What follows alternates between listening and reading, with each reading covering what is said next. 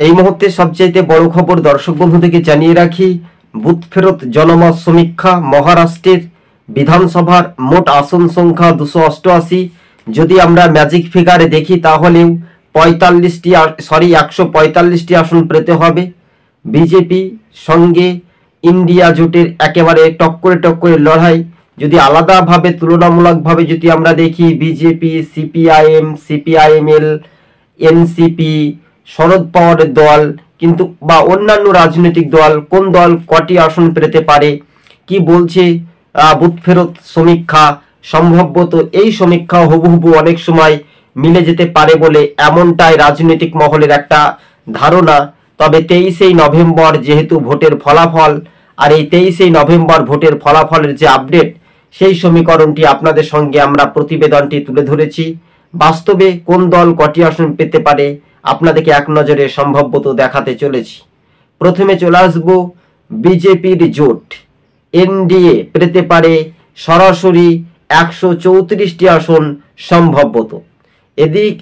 মানে অন্যদিকে যদি আমরা দেখি, কংগ্রেসের ইন্ডিয়া জোট তারা পেতে পারে 142টি আসন সম্ভবত, এবং সিপিআইএম তারা পেতে পারে খুব জোর 12টি আসন সম্ভবত। যদি কিনা অন্যান্যদের মধ্যেও যদি আমরা যুক্ত করি তাহলে 4টি আসন পেতে পারে অন্যান্যরা। খুব ভালো করে মনোযোগ দিয়ে শুনে রাখবেন। এবার সিপিএম কিন্তু মহারাষ্ট্রের দিকে যদি খাতা খুলতে চলেছে, কিন্তু মহারাষ্ট্রে যে নির্বাচনের যে ভোটের ফলাফল 23শে নভেম্বর সকাল 8টা থেকে চিত্রটা একেবারে পরিষ্কারভাবে বোঝা যেতে পারে। কিন্তু রাজনৈতিক মহলে সেটাই একটু সোশ্যাল মিডিয়াতে দেখার একটা বিষয়। আপনাদেরকে জানিয়ে রাখি, এনডিএ অর্থাৎ বিজেপির সঙ্গে ইন্ডিয়া জোটের কতটা টক্কর হতে পারে। মহারাষ্ট্রের মসনদ দ্বিতীয়বার ক্ষমতায় ফিরবে কে? 2.5 বছর থেকে 2 বছরের মাথায় আমরা দেখেছিলাম সরকার ভাঙা গড়া খেলার একটা নিয়ম কৌশল। তবে এবার মহারাষ্ট্রের যে পরিসংখ্যান বলছে, ইন্ডিয়া জোটে কি ক্ষমতায় আসতে পারে না তিরসংখ্য হবে, তবে দড়ি টানাটানি হতে পারে। তবে বামেদের সমর্থন বা অন্যান্যদের একটা সমর্থনের প্রয়োজনীয়তা আছে বলে এমনটাই মনে করছেন রাজনৈতিক মহল। তবে সবুজবঙ্গ নিউজের যে বুথ ফেরত আমরা যে জনমত সমীক্ষা দেখাচ্ছি, সম্ভবত আপনাদেরকে আরো একবার জানিয়ে রাখি, এই মুহূর্তে বিজেপি পেতে পারে 134টি আসন সম্ভবত 288-র মধ্যে, এবং কংগ্রেসের জোট ইন্ডিয়া জোট পেতে পারে 142টি আসন সম্ভবত। অতএব 3টি আসনের কম হচ্ছে।